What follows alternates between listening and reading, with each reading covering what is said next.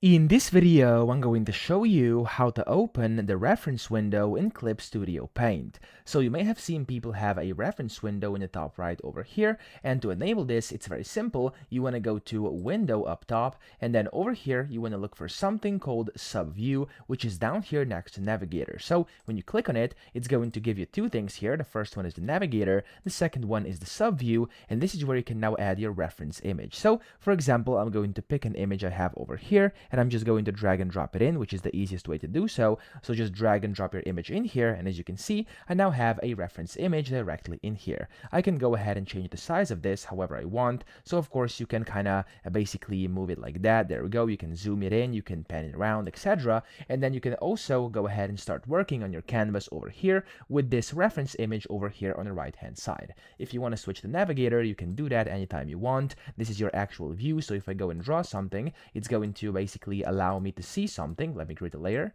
There we go. As you can see, that's that. But the sub view will always stay here as a reference. So that's how to do it. I hope this video helped you out. If it did, please subscribe to the channel and help me out as well.